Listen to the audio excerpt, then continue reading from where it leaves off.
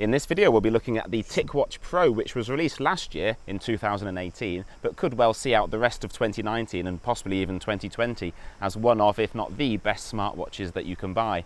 As a premium smartwatch, it promises to be a great all-rounder with elegant looks and great sports and fitness features, as well as fantastic battery life. They claim up to 30 days on a single full charge, which would be phenomenal for holidays and long trips away.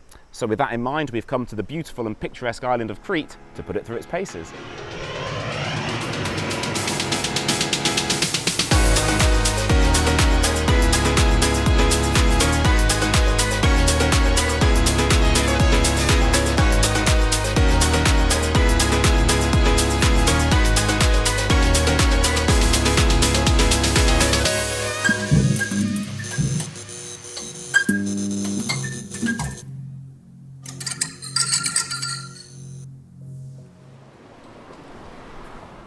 Hello, welcome to another Switched On Network video. I'm Paul FP, and if you're new here, this channel covers technology, gadgets and the internet, etc. So if you haven't subscribed already, do think about clicking that subscribe button and the notification bell so you won't miss any great new videos.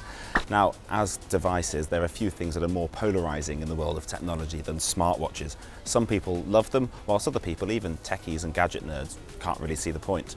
Well, good smartwatches have been around for quite a while now, and you can tell they're getting mainstream because even Apple have done their usual thing of showing up late to the party, copying everyone else's device and then pretending that they invented and pioneered the technology with an inferior yet overpriced device. Well, I'm no expert in smartwatches, but I've been wearing this one for about 9 months now, so here are my thoughts and opinions on this premium WearOS smartwatch. So first impressions, I really like how it looks. I love the fact that it's round and it doesn't immediately look like a smartwatch. I think the strap that comes with it is really nice as well. It's nice and smart and it matches it really well in terms of design. On the outside it's leather, it's genuine Italian leather apparently, and on the inside it's made of silicone, which is breathable and sweat resistant, so that's really good if you're using it to track runs and other fitness activities. As well as the obvious touchscreen, the other two main inputs for the watch are these two hardware buttons here. The top button there launches the app drawer, or it takes you back to the home screen if you're knees deep within an app. The second button on here is customizable to launch an app of your choosing. So that could be Strava or another app if you use it for tracking fitness and runs, etc. Or it could be something like the timer if you find yourself waiting 4 minutes for the perfect brew in the kitchen. You can also obviously launch a lot of these things by using the Google Assistant, and there'll be more on that later in the video. As you'd expect from a smartwatch, you can choose from thousands of different style watch faces, and the ones that come with the watch itself are pretty good, with widget style functionality in the complication. That's the term for the extra bit on the watch face there, by the way. I'd never heard that before. There you are, learn a new thing every day. For example, these can take your heart rate, display battery status or the weather or the current temperature, etc. You can download new watch faces either on the watch itself, or you can download them from the comfort of your phone and then install them on the watch via the WearOS app. On the underside of the watch you'll see the heart rate monitor as well as the contacts for charging. This is the charging dock, which can sit on your bedside table and plugs into any USB power source, and it's magnetic, which means placing the watch on it before bed is a doddle. That USB end also means that when travelling you can charge it off, say, a laptop if you want to. As you'd hope from a watch, it's waterproof up to 1.5 meters for 30 minutes, but they don't recommend that you wear it while swimming because it's not fully waterproof. However, it's fine to wear in the shower if you want, and you don't need to worry about splashing it when washing your hands or going out in the rain. The main screen gives you 4 main swipe gestures.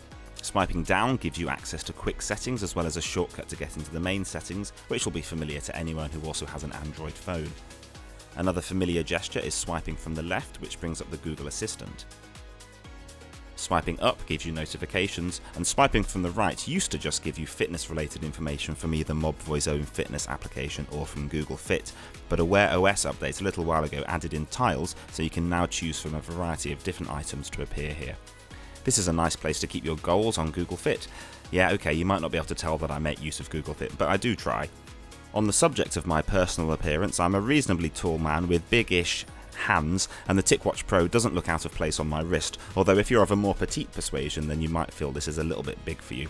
By comparison with my old watch, which I wore daily for about 10 years, it's slightly bigger but nothing too major, and I got used to it immediately. A more important consideration perhaps is the battery life, and this is an area where the TicWatch Pro does not disappoint. With a 415 mAh battery, the battery life is phenomenal. I find for me that it generally only needs charging every other night, and I can get 2 days of usage on it with no problems whatsoever. Sure, if I disabled a few features, I could probably get even more life out of it, but I don't really see the point of diminishing a device's functionality for no real benefit. If it didn't really get to the end of the first day, then sure, I'd engage frugal mode, but the fact that it gets to the end of day 2 quite comfortably is a really pleasant surprise. Having never owned a smartwatch before, I was expecting it to be a little bit of a pain having to charge it all the time, and a lot of people do say, oh, it's yet another thing to have to charge. But to be honest, it just feels perfectly normal and natural popping it on charge in the evenings. I plug my phone into charge every night before bed, and the watch just clips into the magnetic stand. Easy. So how do they achieve this phenomenal battery life? Well, one of the standout features of the TicWatch Pro, and one of the main reasons I chose this smartwatch over the competition, is it's got this clever design where they've layered 2 screens on top of each other. You've got the colour touchscreen AMOLED display on here, but then they've also layered on top of that a sort of retro black and white LCD style display, which enables what they call essential mode. In this mode, it just displays the time, the date, a step count, the battery level. So that's great for if you go on holiday and forget your charger, because it'll apparently last a full month. It's also great for looking at in bright sunlight, like here in Crete, where it's sunny pretty much all the time. You can still take your heart rate when in essential mode by pressing the bottom hardware button here, and as well as being useful for ultra power saving mode, that's also what you'll see when you turn off the always on display. The always on display is actually quite nice, so it doesn't diminish battery life too much, so it's up to you really which of the 2 you want to use. Either way, it's great that there's always something visible on your wrist, so if you want to quickly flick your wrist up to look at the time, you'll never have to wait for the time to appear, which would be really annoying over time, even if only for a fraction of a second. When you consider the technical specifications of the TicWatch Pro, it is slightly inferior to its more expensive rival, the Samsung Galaxy Watch. And indeed, the slight underpowering of the TicWatch Pro is apparent in everyday use. Sometimes you do see a fair bit of lag. For instance, when you're waiting for an app to load or for it to do something, the screen goes off and it goes to sleep. So you can definitely see the trade-off that you have to make for the lower price of around £250 or €250, because they're basically the same thing these days thanks to a silly big red bus. So more oomph here would definitely be a benefit, like you see with a more expensive rival, the Samsung Galaxy Watch. However, for me, the Samsung Galaxy Watch has one major drawback, and that's that it runs Samsung's own operating system, not WearOS by Google, and that means it doesn't have access to Google Play and all the apps you get there. I suppose what we need is for these 2 watches to mate and produce a mixture of the 2. That would be ideal. Now, being a smartwatch, this thing can obviously do an awful lot more than just tell the time. So what have I found most useful in the time I've been wearing it? Well, I spent the last 10 years wearing a very, very basic watch that literally just told the time and date and nothing else. So it's nice to have some sort of basic advanced features like a stopwatch, a countdown timer, a calculator, and other things like that, especially as I wore one of these bad boys back in the 90s. There are several apps that I wasn't even expecting to see on the small screen, but they actually work quite well. You can load up Google Maps to have a look at the streets around you and even navigate somewhere. You can load up Uber to book a taxi home, and you can even open up the Nest app to make sure your house is nice and warm when that taxi gets you home. Although actually, between planning this video and recording it here today, they've just killed off the Nest app. Oh well. The watch also has NFC, so you can use it to pay for things just like you would with Google Pay on your phone, although it's actually quite an awkward movement to sort of press it up to the card machine terminal, and the 2 or so times I've tried it when no one was looking, it didn't actually work straight away and I had to have several attempts. And it's also a lot slower than just, doing it on my phone, which is always instantaneously successful, even if I do have to go through the whole rigmarole of, taking my phone out of my pocket. So I wouldn't bother using it for paying for stuff. One thing I really like is being able to quickly look at my watch to see notifications that have come in, and you can even control it with sort of flicking actions like this to do different swipe actions, although probably when no one's looking. Another thing I really like is that the notifications that come in on the watch are in reverse chronological order when they're not on my phone, so it's really easy to see which notification has just come in. There are some things for which having a smartwatch is a definite advantage. The step counter, for example, no longer loses all hope of accuracy if you don't have your phone in your pocket 100% of the time, as it's much more likely that you'll have your watch on your wrist for 100% of the day. The Find My Phone feature is also useful, as you're very unlikely to lose your watch, as you'll normally keep it on all day. But if you put your phone down somewhere and can't remember where, you can use your watch to tell your phone to ring.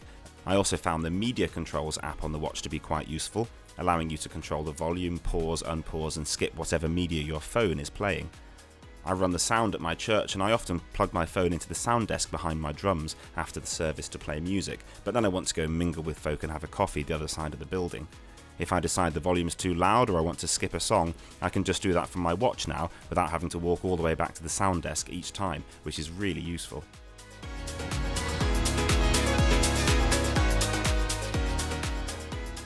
One of the best things you can use a smartwatch for, in my opinion, is for fitness and tracking runs and things. Now obviously you can use arm straps to keep your phone attached to your arm, and I've talked in a previous video about using the excellent quad lock system. Click the eye just up there if you want to see that.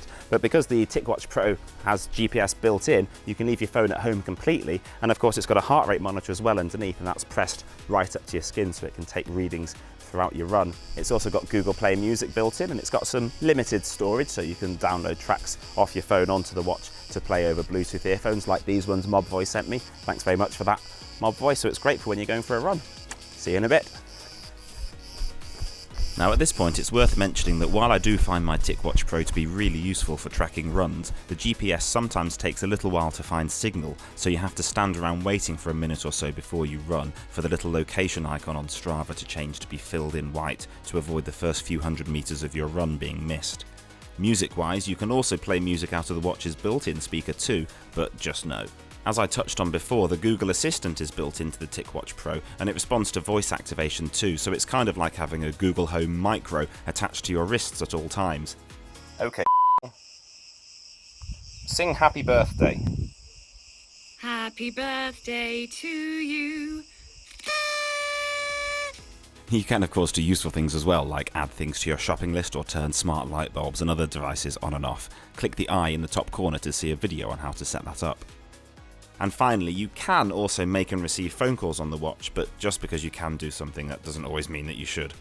So a smartwatch is a really cool gadget or toy to have, and the TicWatch Pro seems to be an example of a really good smartwatch. It's useful for tracking runs and things, and hopefully it'll spur me on to do that a lot more. Would I spend £250 on it though? Possibly hard to justify, but I really like it, and this one will definitely be staying on my wrist. Is it an essential? No. Could I live without it? Definitely yes, but it's a great gadget to have, and if I was more seriously into running, then I'd obviously consider it a lot more seriously. The wrist is a great location because it's just there, and it's great being able to do certain tasks and look at notifications on your watch without having to fumble around in your pocket for your phone. Plus there's always essential mode if you want to take a break and stop notifications disturbing the peace.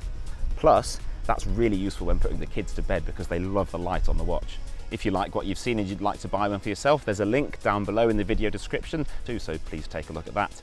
If you've enjoyed this video, please give it a thumbs up, and if you haven't already, please think about subscribing to the channel and click that notification bell as well so you get all of our videos as soon as they go live. If you're enjoying the videos on the channel as well, there's also a Patreon link, so if you'd like to help support the channel in that way, that'd be very much appreciated. But that's all for now. Thanks for watching, and I'll see you next time.